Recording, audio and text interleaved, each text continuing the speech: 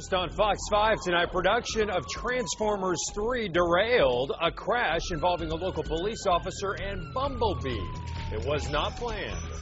Thanks for joining us at 5. I'm Brian Bolter for Laura. And I'm Sean Yancey. It was supposed to be the first day of filming in the nation's capital, but a police officer answering an emergency call wound up slamming into one of the movie's biggest characters. Fox 5's Karen Gray Houston is live tonight with our top story and more of that amazing video you're seeing first on Fox. Karen, wow. That's all I can say. We are live and on what was the location, Sean. The accident that happened right out here was cleared from the scene. The movie company stopped for a moment, and then they moved on to the next scene inside the 12th Street Tunnel. Now, the Transformers movies are known for car chases, but what movie fans saw out here this afternoon was a lot more than they had bargained for.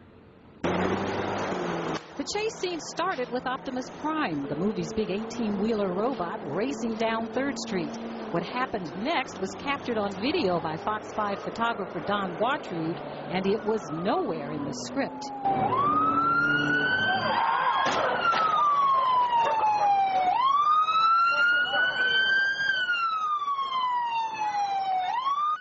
The D.C. Police SUV K9 unit was not supposed to be there. It swerved to miss the 18-wheeler and seemed to go through the red light at the intersection with Maryland Avenue.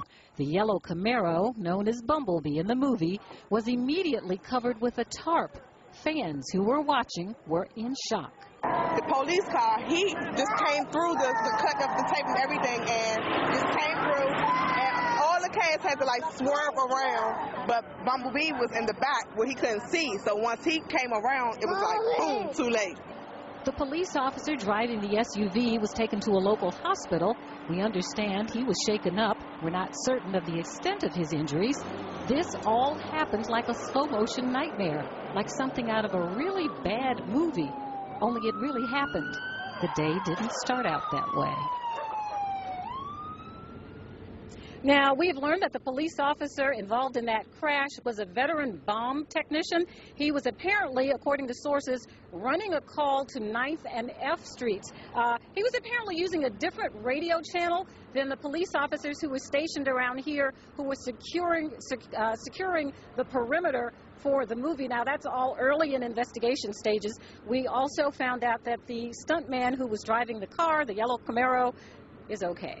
Sean? That is definitely good news. Hey, Karen, just to be clear here, we're having a lot of people send us messages on Facebook and Twitter. The perimeter, was it actually blocked off somehow with maybe barricades, or was it just open? So that's maybe one of the reasons why the officer was able to just drive right down the street.